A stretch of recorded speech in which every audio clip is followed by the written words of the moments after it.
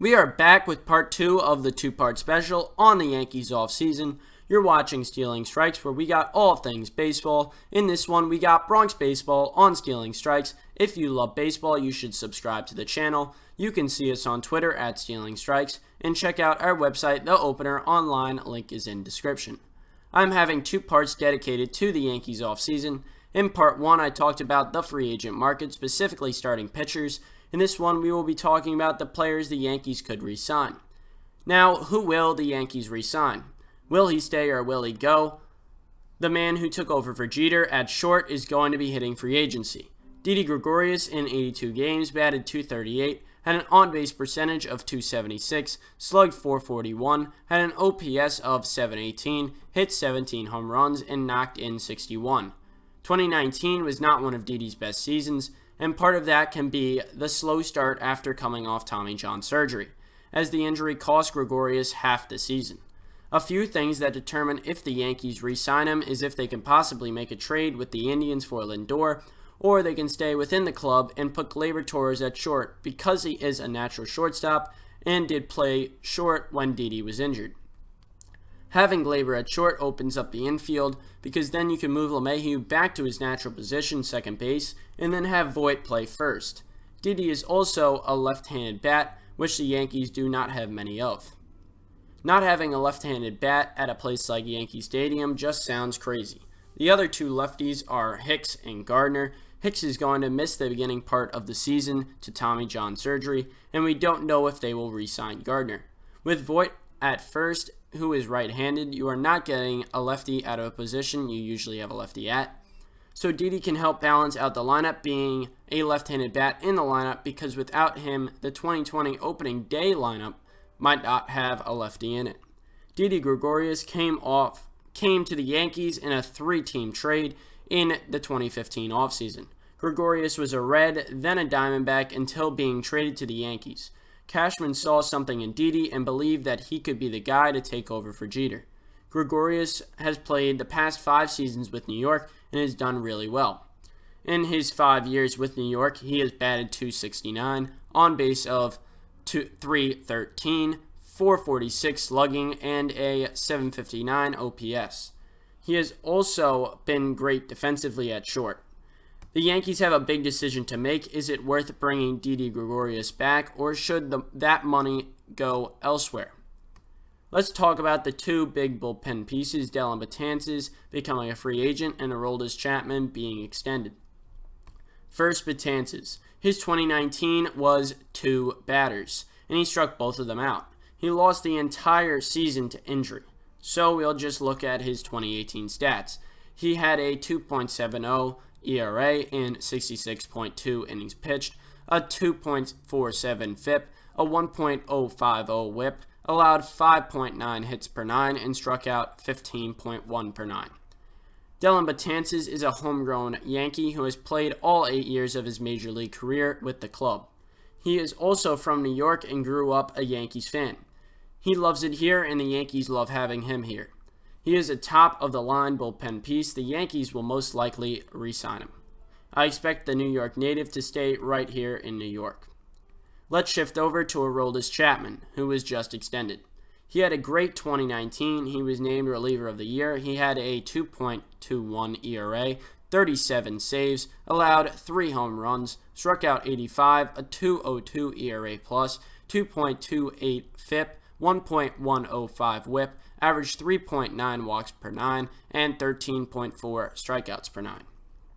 The Yankees have made a deal that will pay Chapman $30 million for the next 2 years and $18 million for the 3rd year, making it $48 million in all for 3 years.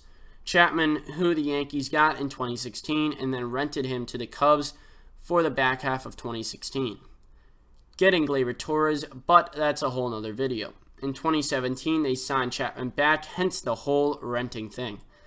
And he has been the Yankees closer ever since. The Cuban Missile also, although he is not Mariano, he has been a great closer for the Yankees. It is nice to hear that he will be back for the next 3 years. Now for the other Yankee free agents. Let's start with Edwin Encarnacion. The Yankees have chosen to exercise the $5 million buyout, so Encarnacion will be entering the free agent market. He was mainly a DH in his 44 games with the Yankees. He batted .249, an on-base percentage of .325, slugged .531, had an OPS of .856, hit 13 home runs, 37 RBIs, and struck out 48 times, averaging more than one a game. Edwin was brought to the Yankees in a trade in 2019. Edwin was the AL home run leader at the time, but the decision to bring him over was a little puzzling. The Yankees did not need any help on the power front, but they needed starting pitching. Cashman could not get any starting pitching, so he got the next best thing, more offense. Having Encarnacion meant the Yankees had 3 first basemen / DH types, LeMahieu, Voit, and Encarnacion, and Stanton is used to sliding into the DH spot.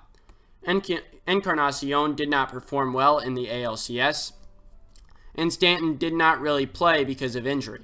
This kept Voit off the roster. The whole Edwin thing, to me, kind of backfired on them. He will probably not be returning to the Yankees in 2020 with the overcrowded infield.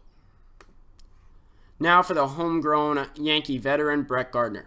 He had a good 2019, batted .251, had an on-base percentage of .325, slugged .503, had an OPS of .829, hit a career-high 28 home runs. With Hicks being out for the beginning part of the season because of Tommy John, Gardner could be re-signed.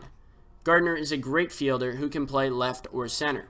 He would also be a left-handed bat for the Yankees, as they have little to no lefties.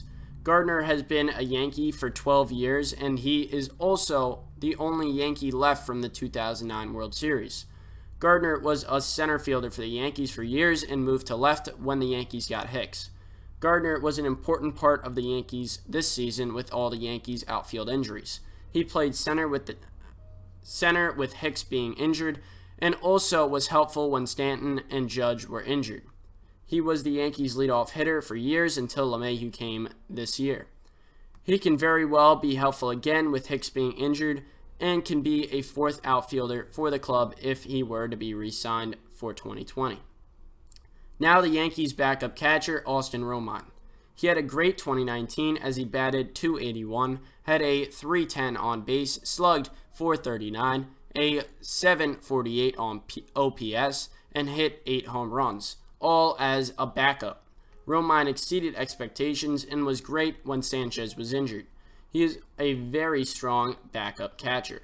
Romine is a homegrown Yankee and has been with the club since 2011.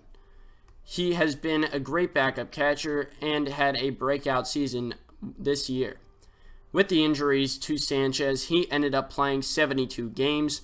You can argue that he could even be a starting catcher for a lot of clubs. It sounds like Romine really enjoys New York and is comfortable with his role here. Let's shift over to the relief pitcher, Cory Gearrin. Gearrin pitched 14 innings for New York, had an ERA of 4.50, a 1.01 ERA plus, 4.79 FIP, 1.500 WHIP, and averaged 5.1 strikeouts per 9. He is a low-level reliever and did not do much for the Yankees. Let's go to another reliever, David Hale. Hale had a 3.11 ERA, 1.44 ERA plus, 3.32 FIP, 1.221 WHIP, and averaged 5.5 strikeouts per 9. He is not going to be a top bullpen piece. He is more of a middle-level reliever. Let's go to Cameron Maybin. Maybin played 82 games with the Yankees and batted .285. Had an on-base of .364, slugged .484, had an OPS of .858, and hit 11 home runs. He had a good year with the Yankees and stepped up when there were a lot of outfield injuries. Even with the great season, the Yankees have an overcrowded outfield, so I do not imagine him coming back. The Yankees acquired Maybin from Cleveland after he was not put on their 40-man roster. Maybin was a big help to the Yankees in 2019. He played 82 games and was able to pick up a lot of slack with all the Yankees injuries. He had a very under the radar great year, and his performance this year I think is underappreciated. He played left and right during Stanton and Judge's injuries and put up great numbers. Thanks for watching. This was Stealing Strikes with We Got Bronx Baseball, where we talk all things Yankees. Please like the video and subscribe. See you in the next one.